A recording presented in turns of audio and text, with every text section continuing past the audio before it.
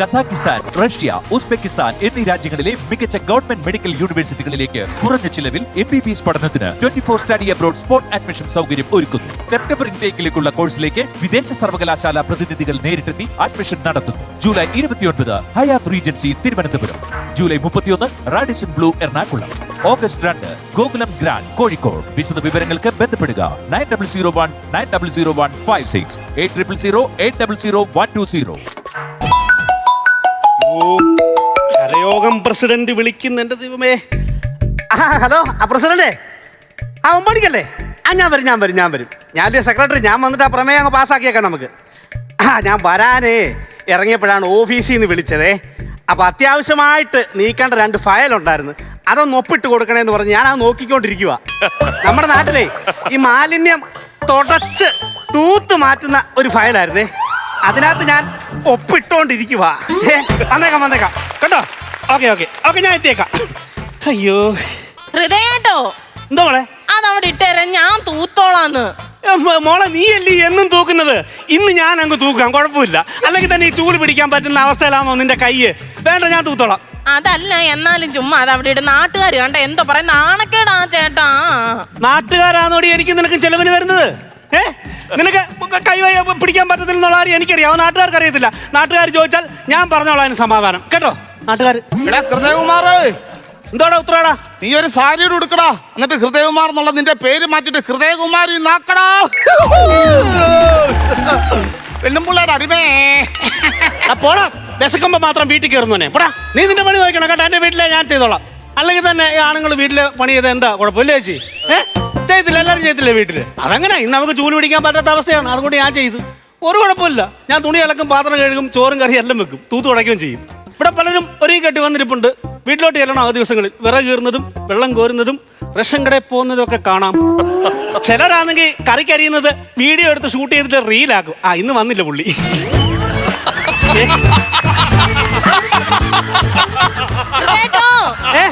താരോട് അവിടെ കിടന്ന് ബഹളം വെക്കുന്നത്? ഈ അപ്പുറത്തെ ഉത്രാടനില്ലേ, അവൻ ചുമ്മാ ചൊറിയ വന്നേ. അവന്റെ ആവശ്യമില്ലാത്ത സമയത്തെ കോമഡി. അവനെന്തോ സഹകരണ ബാങ്കിലെ കലണ്ടറാന്നോടി. അതെന്തുവാ? സർവ്വസമയം അവന്റെ ജെല്ലെ തൂങ്ങിക്കിടന്ന് ഇങ്ങോട്ട് നോക്കുന്ന കാണാം. ഈ പാത്രം ഇത് എന്തോ? പാത്രത്തിൽ തൊടരുത്, കൈ നോക്ക്. കൈ പാത്രം പിടിക്കാൻ പറ്റുന്ന അവസ്ഥയിലാണോ? ചുമ്മാ ആവശ്യമില്ലാത്ത ഉണ്ടാക്കരുത് പണിയൊന്നും. ഇങ്ങോട്ട് വന്നേ, ഇങ്ങോട്ട് വാ. കൈ എത്ര നേരം കൊണ്ട് അകത്തിരിക്കുക? ഇവിടെ വന്നാ കൈ ഇച്ചിരി കാറ്റ് കൊള്ളിക്കുക, പെട്ടെന്ന് ഉണങ്ങട്ടത്.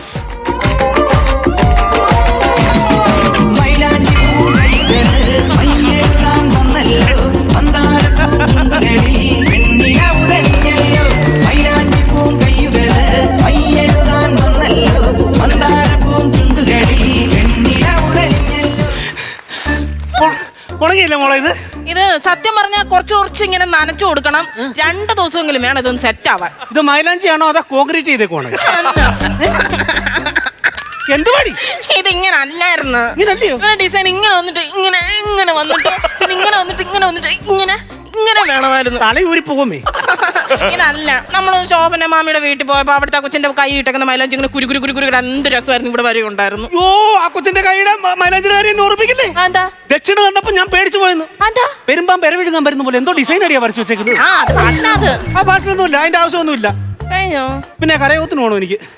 ഞാൻ പറഞ്ഞതാ തൂക്കണ്ടെന്ന്. എന്തുവാ കുഴപ്പം? വേണ്ട കണ്ടോ, ഇതാ ഞാൻ പറഞ്ഞ ചേട്ടാ വേണ്ട അത് കൊണ്ട് വെക്ക ജൂല്.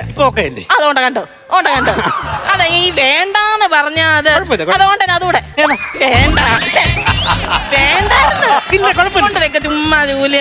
വേണ്ട വേണ്ട ഈ മേശയുടെ അടിയൊക്കെ കണ്ടോ, ചെരുപ്പിന്റെ അടി പോലെ മണ്ണ. ഞാൻ പറഞ്ഞതാ വേണ്ട, അതെങ്ങനെ കേക്കത്തില്ല. നിർബന്ധം എന്ന് പറഞ്ഞാ നിർബന്ധം.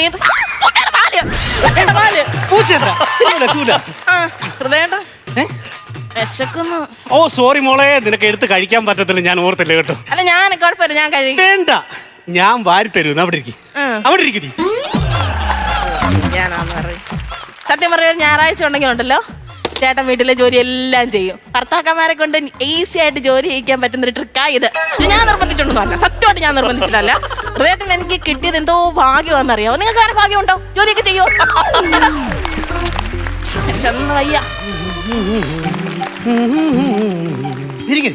സത്യം പറഞ്ഞാലേ ഇത് കഴിച്ചിട്ട് നീ ചോദിക്കും എങ്ങനാ ഇത് ഉണ്ടാക്കിയത്. ഞാൻ കൂട്ട് പറഞ്ഞു തരത്തില്ല കേട്ടോ. ഒരു ഇതും കൂടെ എടുക്കാം. ഒരു ഗ്രീൻ പീസ് കൂടെ. പാതർന്നാട്ടെ. അയ്യോ എന്റെ ഭാര്യ മഞ്ജുള കാണാനില്ല. വായുടെ പുറകിലുണ്ടായിരുന്നില്ല. മുടി മുടി മുടി നെറുകനത്ത് കയറാൻ നോക്കണം. പറഞ്ഞു നിറയെ കെട്ടി.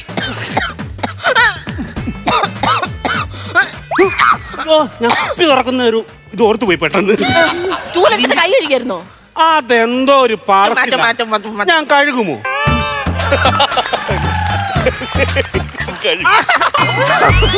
കുറുമ്പ് കൂടുന്നുണ്ട് കേട്ടോ. ആ അടി തരും. സത്യം പറഞ്ഞാൽ എനിക്ക് ഈ ഗ്രീൻ പീസ് ഉണ്ടല്ലോ ഇഷ്ടമല്ല. ഉത്രാടം വന്നിട്ടുണ്ട്. അസ്ഥാന കൗണ്ടറുകാരൻ അതിന്റെ ഉണ്ട്. എന്തിനും പറഞ്ഞിട്ട് പോട്ടെ. ഇച്ചിരി മാറ്റി വെച്ചാൽ കൊതിക്ക് വരും.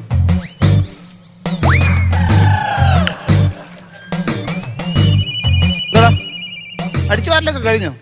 കഴിഞ്ഞടാ. ആരെ കൊടുക്കാന്ന്? ആരെ കൊടുക്കണം? എന്താ പറ്റി? പനിയാന്നോ? അല്ല കാണാൻ വരുമായിരുന്നു. എന്താടാ മൈലാഞ്ചി. എന്താടാ മൈലാഞ്ചി ഇട്ടേക്ക് വന്നു. എന്നോടെ കാണാം എന്റെ ഭാര്യ മിനി പറയാന്നെങ്കിൽ കേട്ടല്ലോ. അവിടെ മോന്ത ഞാൻ അടിക്കാൻ പറയും. നിനക്കതേ പറഞ്ഞത്. നിനക്ക് സ്നേഹമൊന്നും ഇല്ലല്ലോ. ഭാര്യമാരെയൊക്കെ സ്നേഹിക്കാൻ പഠിക്കണോടാ. വെള്ളപ്പൊക്കം വരാൻ തുടങ്ങുവാന്ന് തോന്നുന്നു കേട്ടോ. അതിനോട് ഭയങ്കര മഴയാന്നു. അല്ല ഒലിക്കുന്നു. ഒന്നുമില്ല. നിനക്കത് അറിയത്തില്ല. സ്നേഹത്തിന്റെ വില നിനക്ക് അറിയത്തില്ലടാ. ഭാര്യയെ സ്നേഹിക്കണം. നീ സ്നേഹിക്കോ ഭാര്യയെ? കല്യാണം കഴിഞ്ഞിട്ട് 2ാം ദിവസം ഞാനത് കളഞ്ഞു. എല്ലാപ്പോഴും അടുക്കള വെച്ച് കണ്ടാലായി സംസാരിച്ചാലേ അത്രേ ഉള്ളത്. അപ്പൊ എവിടെ കാണും. ഞാൻ രാവിലെ 2 കിലോ ഇറച്ചിയും 1 കിലോ കപ്പയും മാച്ച് എറിഞ്ഞിട്ട് കൊടുത്തിട്ട് വന്നിട്ടുണ്ട്. വേണേ ഉണ്ടാക്കും. ഇറച്ചി വാങ്ങിച്ചു. ഞങ്ങൾ ഇറച്ചി വാങ്ങിച്ചു. നിങ്ങൾ ഇറച്ചി വാങ്ങിച്ചോ? ഇപ്പൊ പറയണ്ടായിരുന്നു. ഞങ്ങൾ അടിയനൊക്കെ വരുന്നുണ്ടേ. തികയത്തില്ല. മിനി അവിടെ ഉണ്ട്. മിനി എന്തിനാ തിരക്കുന്നത്? എനിക്ക് അവിടെ കാര്യം പറഞ്ഞല്ലോ കേട്ടോ. മതിയടാ. എന്ത് ഇപ്പടാ ചുമ്മാ എന്റെ ഈ പരിപാടി.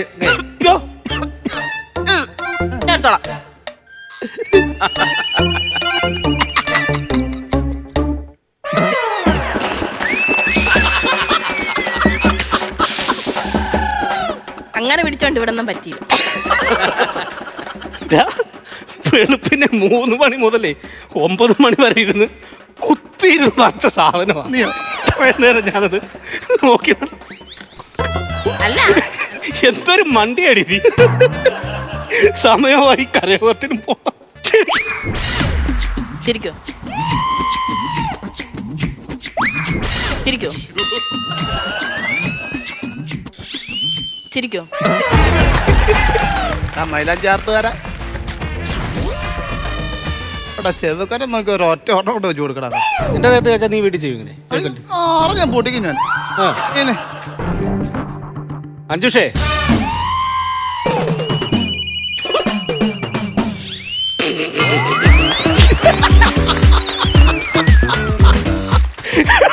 ഇവരിപ്പോ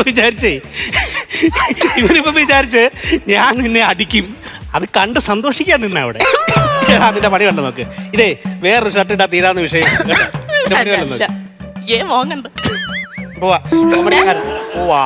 നല്ല നിനക്ക്. കോമഡി അത് കോമഡി ഒന്നും പറഞ്ഞില്ലല്ലോ. ചുമ്മാ അവൻ പോട്ടടി. ചുമ്മാ അവന്റെ കോമഡി. അതെ കണക്കൊക്കെ നല്ലതായിട്ട് എഴുതിയിരിക്കുന്നേ. സന്തോഷം കപ്പ നട്ട് വെച്ചിട്ടുണ്ട്. എന്നിട്ട് ഈ വാസുക്കുട്ടൻ എന്നും പോയിട്ട് ഈ കപ്പ മാന്തി എടുക്കും. രാത്രി കുറച്ച് മാന്തി എടുത്തിട്ട് മണ്ണ് വാരിയിടും. പിറ്റേ ദിവസം ഈ സന്തോഷിനെ കാണുമ്പോ ഈ വാസുക്കുട്ടൻ എന്തോ പറഞ്ഞെന്നറിയോ? സന്തോഷം സൂക്ഷിക്കണം, നിന്റെ കപ്പയ്ക്കകത്ത് പന്നി കയറുന്നുണ്ടെന്ന്. അപ്പൊ സന്തോഷം ഒരൊറ്റ അടിയും കൊടുത്തിട്ട് ഒരു വാക്കും പറഞ്ഞു. എന്തുവാ? ഏത് പന്നിയാടാ കപ്പ വാക്കത്തേക്ക് വെട്ടിയെടുത്തിട്ട് പോന്നേന്ന്.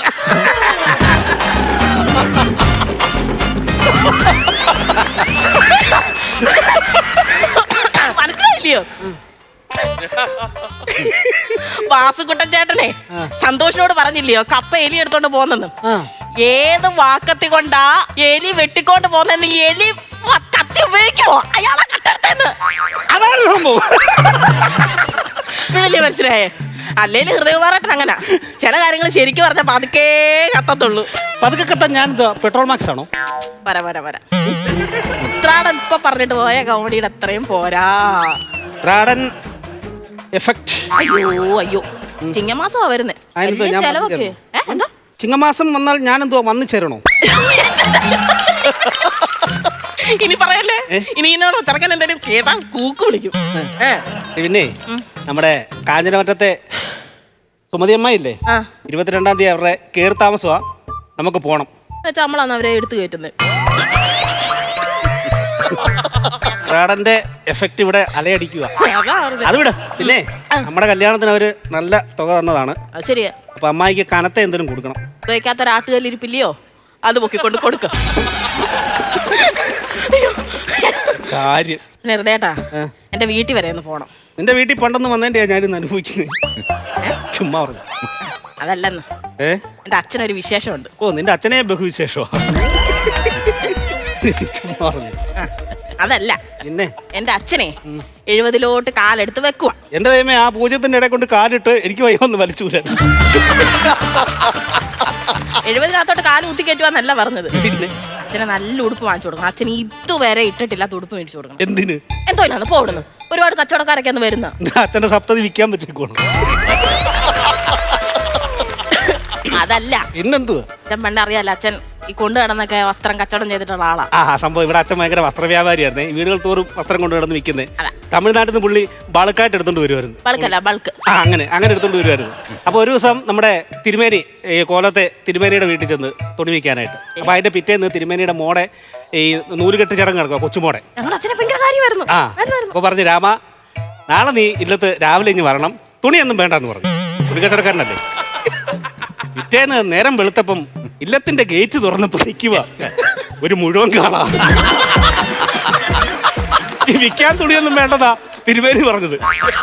ഞാൻ ചോദിച്ചോട്ടെ, ഈ മകരമാസത്തെ കൊടും മഞ്ഞിൽ ഈ തണുപ്പത്ത് നൂൽബന്ധമില്ലാതെ എങ്ങനെ നടന്നു വന്നു അവിടെ? എന്നെ വിളിച്ച് ഞാൻ ചെന്ന് നോക്കിയപ്പോഴേ ദേഹം മൊത്തം ഇടിച്ചക്ക പോലെ ഇരിക്കുന്നു. തണുപ്പടിച്ചിട്ട് കുളിരി കോരി. നമുക്ക് എന്തായാലും എന്നായിരുന്നു ഡേറ്റ്? തെങ്ങി കെട്ടിയിട്ടടിച്ച പോലൊന്നും വരത്തില്ലല്ലോ.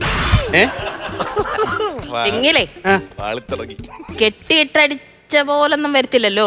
കെട്ടിയിട്ടാര്? അച്ഛനെ. നിന്നോട് ആര് പറഞ്ഞു? ആരാ ഇനി പറയാനുള്ളത്? ആരാ ഇനി പറയാനുള്ളത്? മോട്ടിച്ചതിന്. അത് അച്ഛൻ പഠിക്കുന്ന സമയത്ത് സംഭവിച്ചോ? മോഷണം പഠിക്കുന്നുണ്ട്. 10-ാം ക്ലാസ്സിൽ പഠിക്കുന്ന സമയത്ത് അപ്പുറത്തെ ജോർജ് സാറിന്റെ മാവിൽ ഒരു മാങ്ങാൻ പൊട്ടിച്ചതാ. അത് വലിയ കാര്യമാക്കേണ്ട കാര്യമൊന്നും. എന്താ മോട്ടിച്ചാലും മോഷണം.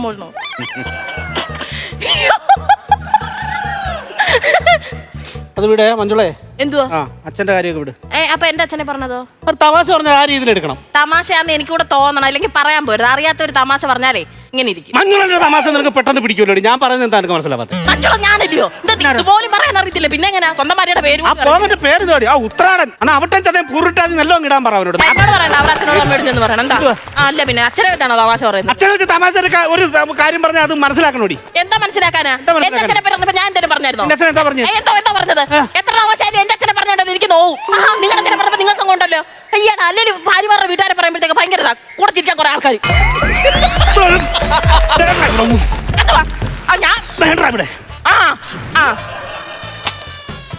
കള്ളക്കണക്ക് നിന്റെ അപ്പൂപ്പനടി കള്ളക്കണക്ക്. എന്റെ അപ്പൂപ്പനെ എഴുത്ത് വായന അറിയത്തില്ലായിരുന്നു. എന്തോ വെള്ളം വെള്ളം ഇട്ടോണ്ട് ഇറങ്ങിയേക്കോ? മനസ്സ് ചൂടാണോ ആദ്യം? എടുത്തു പാര എങ്ങനെ അറിയാം? രാസം വെള്ളം കൊടുത്ത് പഠിച്ചപ്പോ ഓല കൊടുത്ത് എഴുതാൻ അതിന്റെ ഈർക്കെടുത്ത് നാക്ക് പഠിച്ചോണ്ടേ നിന്റെ അപ്പൂപ്പൻ. ഞാനത് കേട്ടില്ലായിരുന്നു. ഒന്നുകൂടെ പറയാമോ? If you don't mind can you repeat please? കൊള്ളാം. എനിക്കറിയാത്ത കാര്യം പറഞ്ഞ എന്റെ നാക്ക് മുട്ടിക്കാൻ. അപ്പൊ പറഞ്ഞല്ലോ അറിയത്തില്ലെന്ന്. അയ്യോ ഒന്നും ഒരു കാര്യം കൂടെ അറിയത്തില്ലെന്ന് എല്ലാം അറിയാന്നുള്ള ഭാവ. അല്ലേ അവനവന്റെ വീട്ടിൽ എന്തോ നടക്കുന്നത് ഇങ്ങനെ നോക്കിയിരിക്കുക. പുല്ലിന്റെ ഡിസ്പ്ലേ പോയി എടുത്ത് എറിയുമ്പോ ആലോചിക്കണമായിരുന്നു. അതിന് ആലോചിച്ചറിയാനായിട്ട് ഞാൻ ഇത് സ്ക്രിപ്റ്റ് എഴുതി അറിയാൻ മടിയെന്നാ. മേലാൽ ഈ വീട്ടിൽ കോമഡി പോയിട്ട് കോന്ന് പോലും പറഞ്ഞേക്കില്ല. അച്ഛൻ കാണിക്കുന്നതിന് കുഴപ്പമില്ലായിരിക്കും, ഈ കാണിക്കുന്ന എന്തോ പിന്നെ പറയുന്നതിനാ കുഴപ്പം.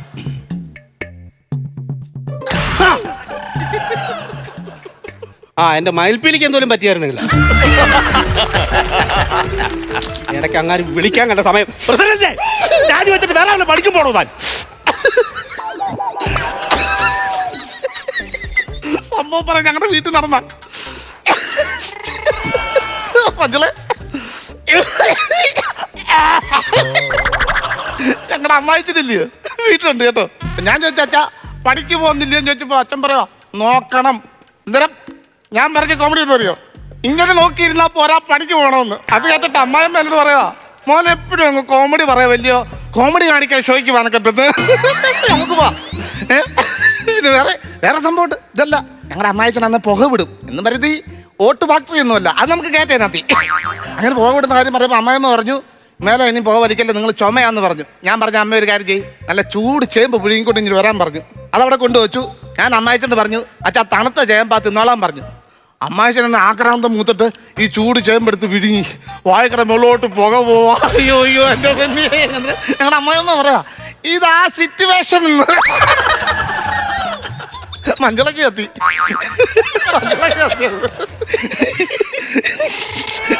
ഞങ്ങളുടെ രാഘവന്മാരില്ലേ, അയ്യേ ശരിക്കും രാഘവനമ്മാവനെ എന്നോട് പറയാ കൊച്ചി വരെ കൊണ്ടുപോകണമെന്ന്. എന്തത്തിനാന്ന് ഞാൻ ചോദിച്ചു പറയാ, മേളിൽ കിടപ്പാണ മുറിയട്ട വണ്ടിയെ കയറണമെന്ന്. മുറിയട്ടെ അതെന്തോടോ? Metro metro. കൊള്ളാം. നിങ്ങളുടെ നാരായണിയപ്പച്ചി എന്തേ? നാരായണിയപ്പച്ചി വന്നിരുന്നു. സ്ഥലത്തെ പറ്റി പറയാം. ഞാൻ വൈറ്റിലെന്ന് പാലാരി വട്ടം വരെ കൊണ്ടുപോയി മെട്രോയിൽ. അതിന്റെ ഇടയ്ക്ക് വെച്ച് ടിക്കറ്റ് ഈ പുള്ളി കളഞ്ഞടാ കേട്ടോ. ഞാൻ ചെന്ന് സ്കാൻ ചെയ്തിട്ട് ഇറങ്ങി. ഈ അമ്മ ടിക്കറ്റ് ഇല്ലാത്ത ആരാണ്ട് സ്കാൻ ചെയ്തിട്ട് ഇറങ്ങാൻ തരത്ത് ചാടി ഇറങ്ങി അടിമില്ലാത്ത കിടക്കുന്ന പോലെ ഈ സാധനത്തിന് കുത്തി കിടക്കുക.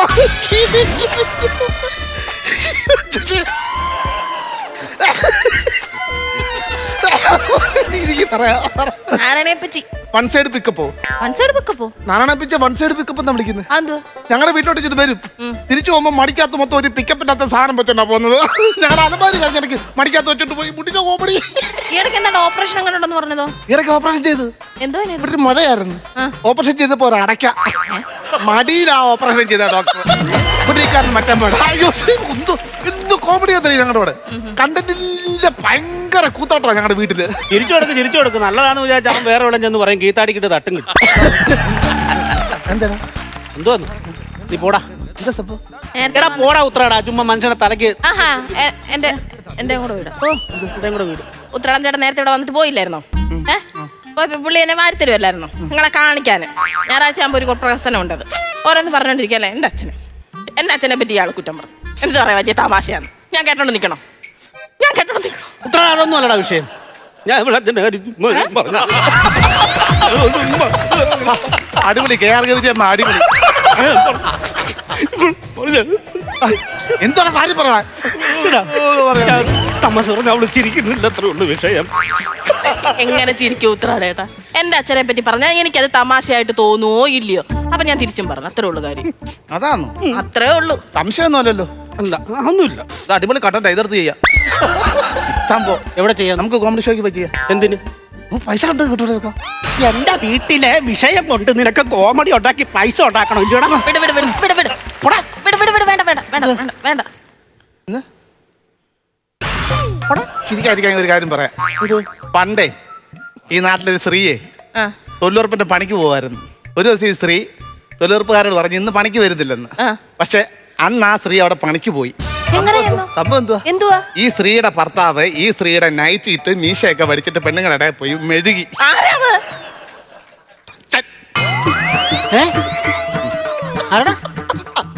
അച്ഛൻ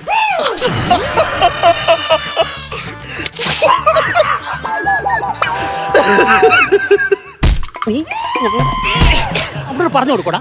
ഒന്നാമത്തെ ഒരു മോഷണ കേസ് കഴിഞ്ഞതേ ഉള്ളൂ. നീ മതി. അടിക്കല്ലേ.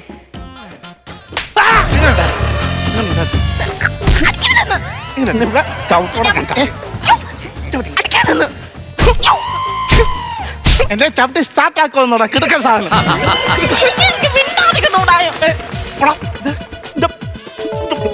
ഞാൻ പതിച്ച് ഭയങ്കര കോമഡി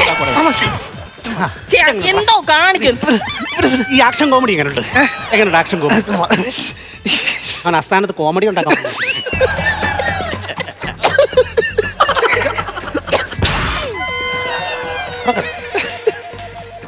അണ്ണാ എന്താണ്? ഇറച്ചിക്കറി റെഡിയായി, കഴിക്കാമോ? നിന്റെ അച്ഛനല്ലേ പല്ലേ കുത്താൻ സുഖം, അങ്ങാറ് കൊടുക്കും ആദ്യം. മാതിരി കോമഡി അടിച്ചോണ്ട് വീട്ടിൽ കയറി വാ. ഇറച്ചിക്കറി കോരി ഞാൻ കണ്ണിൽ ഒഴിച്ചാരാട്ടാ. വാ അങ്ങോട്ട്. അപ്പൊ അതവിടെ ചിറ്റി. ഇരിക്കാതിരിക്കാൻ ഒരു കാര്യം പറയാം. എന്തുകൂടെ രണ്ട് ദോശ തരാമോ? സാരമില്ല, ഇവന്റെ കോമഡി അത്രയും പൊളിച്ചല്ലോ. കൊടുക്ക്, തിന്നട്ടെ. താടി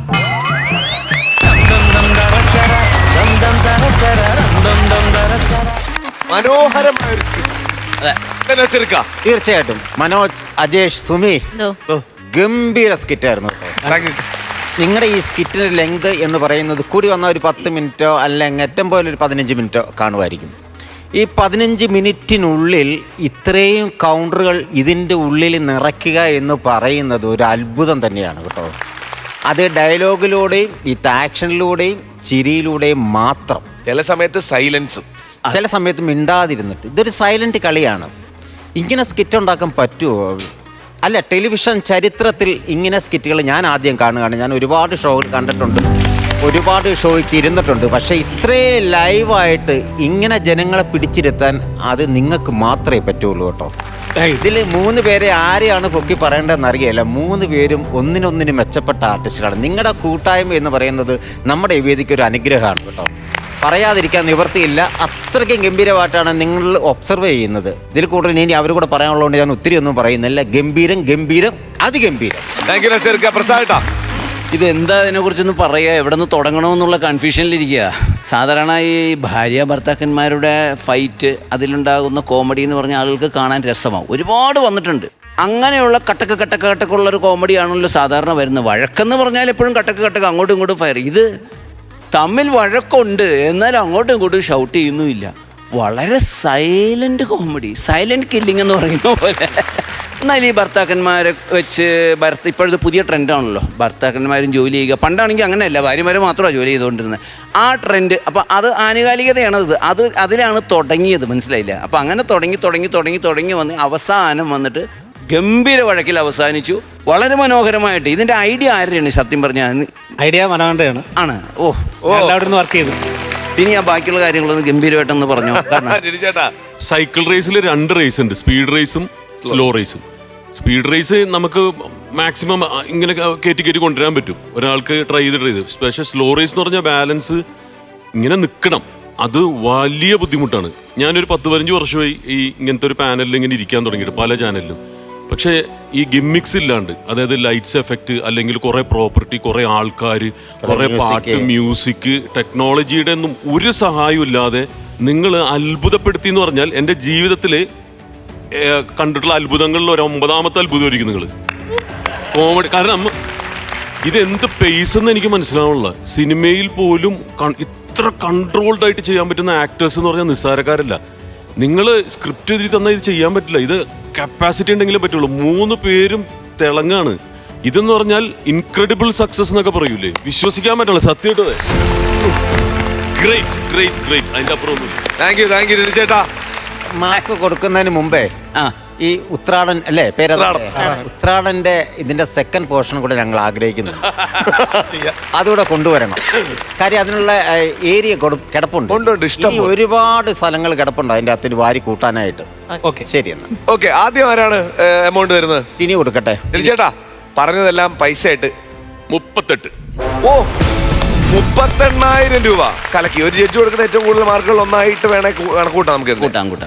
അത്രയും കൊടുത്തിട്ട് ഞാൻ എങ്ങനെ ഇനി ഇറക്കി പറയുന്നത്? അതാണ്. ഒരു 35. ഞാനൊരു കാര്യം ചെയ്യാം, ഒരു 42,000 രൂപ അങ്ങ് തരിക. 2 പേര് കൊടുത്ത എമൗണ്ട് എന്ന് പറയുന്നത് സിൽവർ പഞ്ചാണ്. ഇതങ്ങനെ എപ്പോഴും സംഭവിക്കാത്തൊരു കാര്യമാണ്. ഒരു നല്ല കൈഡി വന്നേ. ഇത് 2ാമത്തെ പെർഫോമൻസ് ആണ്. 2 പേര് മാർക്ക് കൊടുക്കുമ്പോ 80. ഞാനിപ്പോ കൺഫ്യൂഷനിലാണല്ലോ, മൊത്തം കൺഫ്യൂഷനിലായിരുന്നു.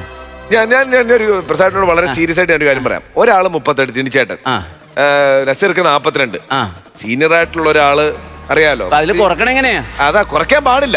അതപ്പോ എങ്ങനെ വേണം കൺഫ്യൂഷൻ എന്ന് പറയുന്നത് അനുസരിച്ച് തീരുമാനിച്ചോളൂ. ശരി, കണ്ണുമൂട്ടി ഞാൻ അങ്ങ് തരികയാണ്. റെക്കോർഡ് ആയിക്കോട്ടെ.